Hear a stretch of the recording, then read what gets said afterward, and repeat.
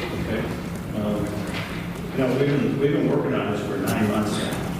And up until the other night, there wasn't one person that said a negative thing about this, which I think is a little bit disrespectful for those who were involved and those that are on this council, put the pressure on them that you did.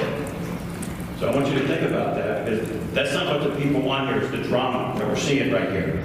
All right? People want things done right and done in the right way. But I believe we're doing that with this. Now, if you look at this thing, and I have little notes right here, again, 6 months ago, this should have been come out with all the things that came the other day.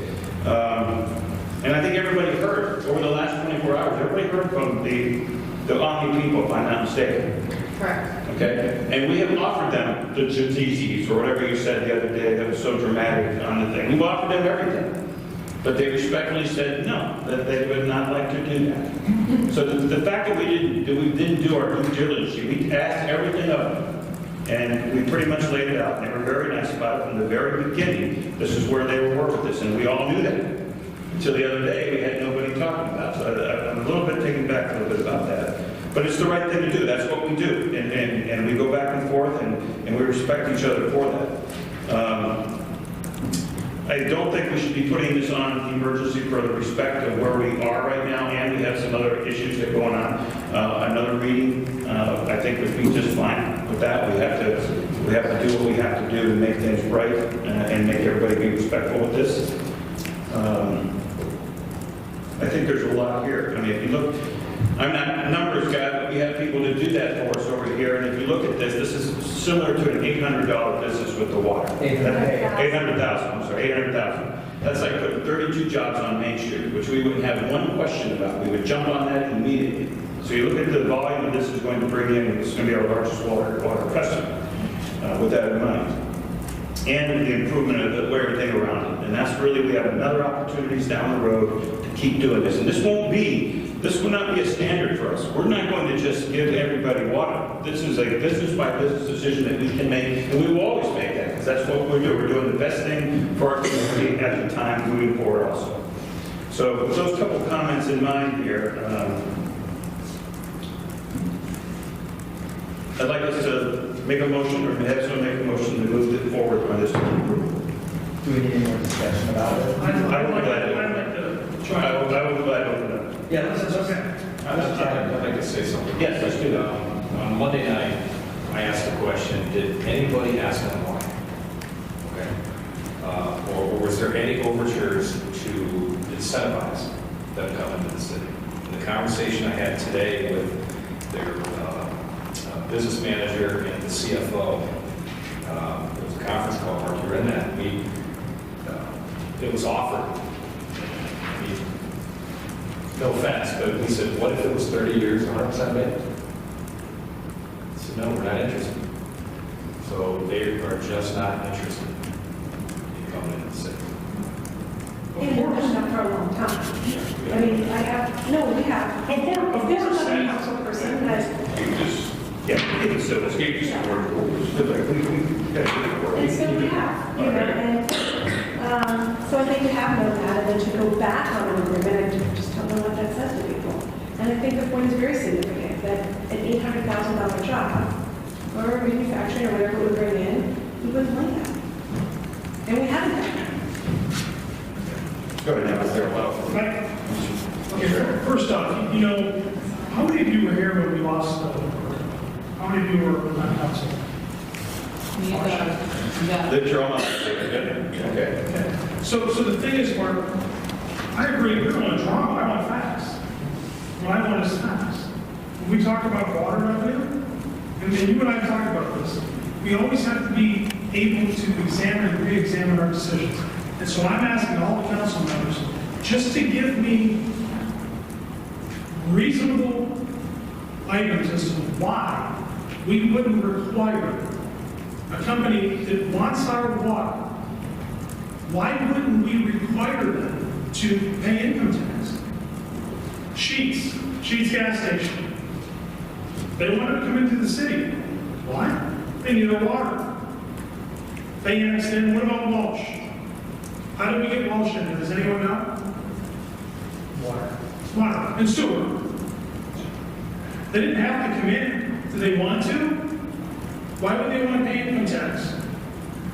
Do you think that Omni wants to pay? Of course they don't want to pay income tax. Do you think if we gave an option to the residents not to pay income tax, would they want to pay it? Nobody wants to pay taxes. People don't want to pay taxes. The problem that happens in economic development, and I've seen this happen, this is my 13th year here as mayor. And what happens is the elected officials are not clear on what they want because we usually don't know. We don't know. The developers know exactly what they want. They know exactly to the precise amount what they need as far as water hookup, sewer hookup, revenue. On council, in school boards and other areas, if you ask, it's like we're not quite sure, we're not even sure what all the acronyms are. We're not even sure what the law says in these different things. So we hear a lot of things that swirl around, and then you know what happens? The community gets hosed because we don't know what we're doing. We just go off of what one person said or another. So when we're looking at water revenue, just as a point of clarification to our finance director, how do we fund our police department? What's the majority of funds of the police department? What was that? General fund. And what's the majority of the general fund? What's that? Income tax. Okay, how about our fire department? Property tax and income tax. And how about EMS? Property tax. Can we pay for police with water? For the police department? Yeah. Can we pay for fire and EMS with water? No, we not. Okay. Can we go and do repaving of the streets with water? If we tear up to put in a water line, then yes. Yeah, but I mean, if we just go regular general paving? No. No, we can't. So we cannot, we can use water funds for what? The water system and support of the water Right, system. so it's exclusively for water. So the majority of the general fund, what is the highest source of revenue in our general fund? Income tax. Income tax. So talking about majoring and minor issues, and I don't mean this to sound like self-righteous, it's because I've made these mistakes. I've made them. Made a lot of them over the years. And the big problem is this, is that if we're not really, really clear on what we want, we won't get it. So what was the real clear focus that we had? What we had for the city. Number one, every decision that we make has to bring new jobs into the city or allow us to be more cost efficient and effective in our service. Those two requirements. And I've said from the very beginning, if it doesn't meet one or both of those requirements, we're not going to make that decision. So when we look at Omni, right, by waiving the water rights, which is what every municipality across the country uses to expand their tax base, that's just the rules. That's the rules. That's what cities do. They use their utilities to expand their tax base so that we can pay for police, fire, and EMS. That's what we do. It's not about drama. It's not about re-examining or changing our decisions. There's nothing wrong with that, Mark. I mean, you and I have gone back and forth on this, but I'm just asking. I'm asking you, tell me what is the benefit? What is the benefit that we can go back to our residents and say, if we waive the water rates here, this is what we can give you, other than $12,000 worth of water rate. That's it. I think it's, go ahead. Well, I was just going to say, I mean, I get what you're saying. Like, what Doug said, hey, he had a good point, long-term view. Like, the worry always is, do you set a precedent for the future businesses? But we can always make that decision on a business by Okay, but business here's my basis. question. You might ask me a question. But I was just going to say one other quick thing. So like, you look at the kind of business that's there. Yes, it'd be great to have that, income tax, but also there's some other residual benefits of it. Like, it could be another Goodwill, or it could be a Salvation Army, it could be another business or a gas station. But the point is that this is a nice business that would be a long-term business, and who knows what residual effects are going to come out of it. Like, more businesses popping up that would be annexed in. It would also be people servicing up local business partners throughout the town. I mean, why not? I mean, so it could help a lot of different things. I'm looking at the big picture, and it's a good, reputable company that's going to be here long term, and they're going to be doing first-class service. They're going to have a lot of customers coming in, and then hopefully that will help our local economy and create that synergy we're looking for to have it expand more. But that sounds great. That's how I'm looking at it. That said, what the benefit to our city is. It's going to stimulate our local No, but tell me business. specifically. Tell me how much that's going to increase our general fund. Well, it's well, here's my point. there's people that move here to our community. A lot of the people are over 60 years old. Sooner or later, we're going to have younger people moving to our area. Like, Pabst isn't a big money maker. Starbucks isn't a huge money maker, but these are feel-good things that people like to have in their community. But it's not going to be in our community. No, my point is that we start the synergy of activity, even if, in this case, if it happens to be we provide the water rights, there's going to be a lot more residual effects to our local community, and also it's going to draw a lot of people from the Masson Market, Plain Township, Jackson, and North Canton But to our here's my community. question, draw them for what?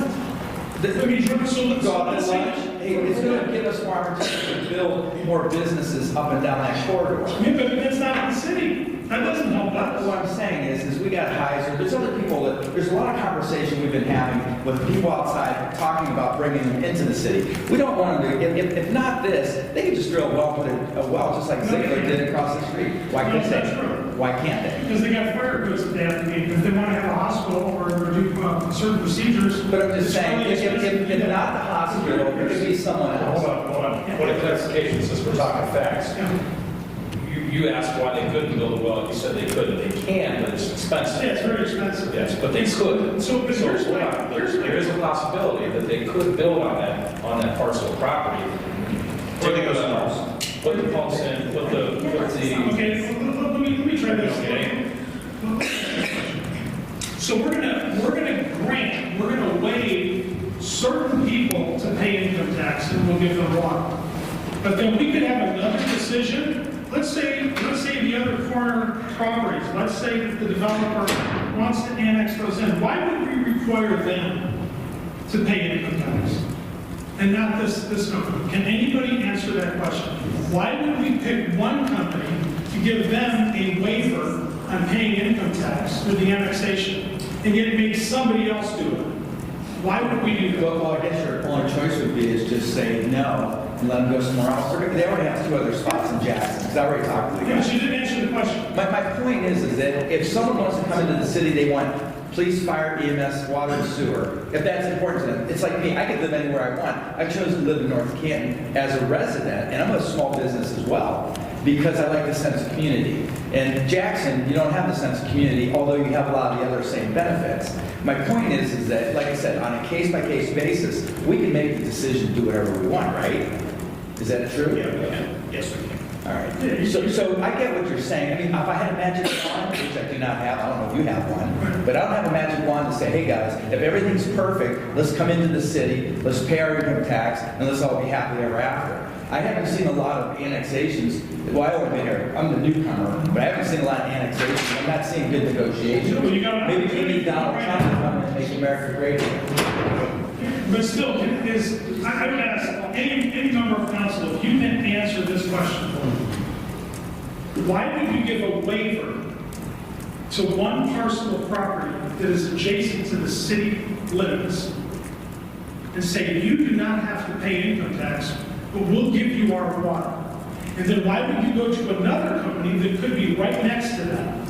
It could be a smaller retail store. Just like I said, they don't want police, fire, and EMS. They want the But cover. why would you say, it's okay, we're going to waive this medical facility, which has high salaries, but then we're going to look at another piece of property and we're going to say, we're going to deal with this on a case-by-case basis, and we're going to say, you don't have to pay income tax, but you should.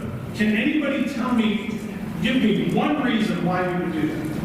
Because it's good for business. It's a business decision, case by case. But explain it to me. I just did it. Wait, there's no explanation. You're saying it's good, but you're not giving me a reason why. I'm putting you on the spot, Mark. That's my answer to you.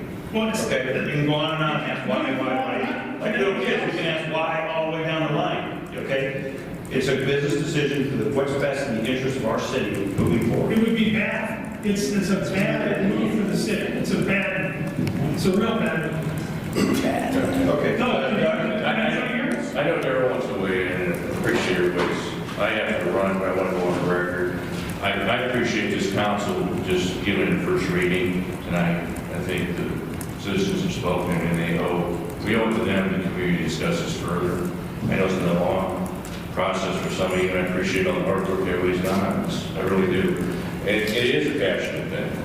I think everybody here sitting in these chairs, or administration or out in the audience, wants to do the best thing for their can. We really do. And that's the motive. There is no other motive than that. And I can't be more clear to that, Mayor.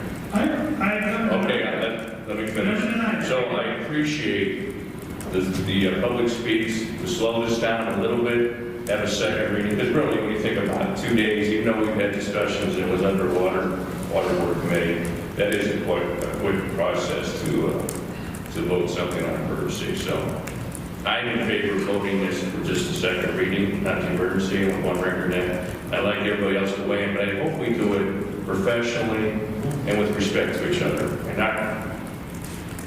not talk over each other. This is too important of a body to do that to our city. That's all I can say. And I've been very passionate here on a lot of issues. So I'm just asking for that candor and that professionalism tonight. Thank you. That's it. Thanks. I wasn't on council. We had an election. I'm not here to get in lockstep with 6 other members of this council. Hopefully, the voters elected me for my intellect and experience, and will employ that to make decisions. That doesn't mean that I'm disrespectful of any of you. It simply means that by virtue of experience, research, and other intellectual pursuits, I may disagree. This is one that I disagree on. We only have one tool to expand our footprint. There, to answer your question, our goal is to expand our geographic footprint, and inside that footprint, to pack as many taxable jobs as we can. Makes part of economic development is the realization that you have to be patient. It's a waiting game. I'm still waiting for the 50 R&D jobs that somebody promised down at the bottom of the street, in which we have 600,000 public dollars. I have no idea what representations have been made off-channel on this deal. I have none. But I can tell you this, that given the pace that those development occurs, if we're anticipating wonderful things down there, you're going to get a building, and it's going to be a while before other things happen. And by a while, I mean probably a decade or more. Nothing will happen until the property changes hands and somebody runs a bulldozer through it. The reality is this. Yes, Dominic, there are going to be benefits if we get benefits from having Belton Village outside our community. But the bottom line is we don't get what's really important. And that's taxable real estate, taxable jobs. And at the end of the day, whether it's 75 or 50 or 35, that's what we're after. And when we have the rare opportunity to say, why hasn't one? Because we haven't had the properties right on our border. I believe, frankly, that if you look at our map, we ought to be smart about this. JEGs see us in annexation. Those should be our tools. To the mayor's point, I can't predict what's going to go down, but I know this, that if Omni doesn't do it, somebody else will. And if it's inside the city, there are going to be taxable jobs. That should be our goal. And if taxable jobs aren't our goal, then hell, let's just take this thing off the books and give the water away. Let Walsh go away, because they might be happy. Whoever else wants to disengage. It's allowed under law. And we can just start peeling away the edges of our community that don't want to pay tax. The hard reality is we have to have employment. When you have a 6-acre site that is in a prime location, we should do everything we can to grab onto it and hold onto it and be patient, hoping for those good jobs. We've been patient across the street. That's not working so well for us. Well, that's absolutely right. We have been patient, and that's constructive. I mean, that's what we need to put some pressure on. That's a separate conversation. The point is this, is that because this has not been successful, we need to look elsewhere for opportunities. And here's one, we're going to disagree. I think we should take it. We should insist, just like Worcester, just like Alliance, if you want water, you come into the city. If you don't, drill a well. You can still run your business down there. It's no big deal. They want water, there's an option. Let them pursue it. And, Mr. President, can I comment too on one? Yeah. Dominic, you're talking about the Hoover District. Actually, the first phase, we've been very patient because that started in 2008. And right now, we have $500,000 worth of income over. So it's been a success. The second phase, that's been a learning experience for me. Water side, that's been a learning experience for me. How much public dollars were invested in water side? And how many years ago was that? We've got $650,000. $650,000. And how much of that was the cities? 320. 320. Do we have jobs there yet? No, I think they did that in 05 or 07 when the market went. Yeah, but do we have jobs there? No. Right now? No. Well, that's why What we does have that mean? Dominic, here's the point on that particular project. Why are we going backwards? Why? Can we focus on Well, what we're doing now? here's why it's important. Because if a developer makes a representation, whether it's here or there, my expectation is that developer is going to honor his commitment to the taxpayers. We put $600,000 into that site down there for 50, count them, 50 high-wage R&D jobs. That was the commitment. That I have yet to see a reimbursement check. So why does this keep happening then? Why does this keep happening? Why is it happening? We're not hard enough.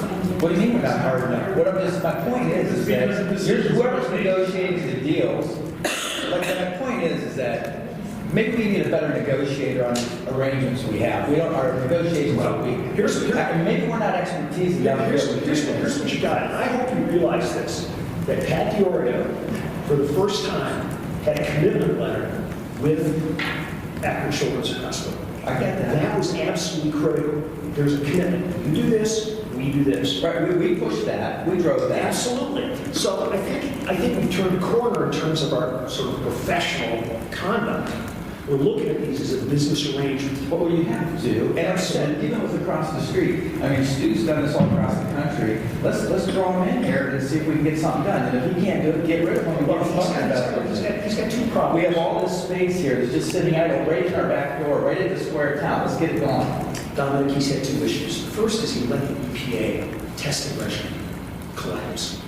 That had to get restarted. It didn't get restarted until late last year. So he couldn't do anything. Number two is he's got this little minor problem of $36 million missing dollars. He's got to find to repay the investors. That's not an insignificant thing. Well, when I met with him, he says he... Let's get back to water rights. We got on all these and so on. Open inbounds. Open the motion to approve this. First reading? First reading. I'm good with it. Motion to adopt the first reading. After good discussion. Second. As amended. As amended. Yes. All in favor, please say aye. Aye. Those opposed? Nay.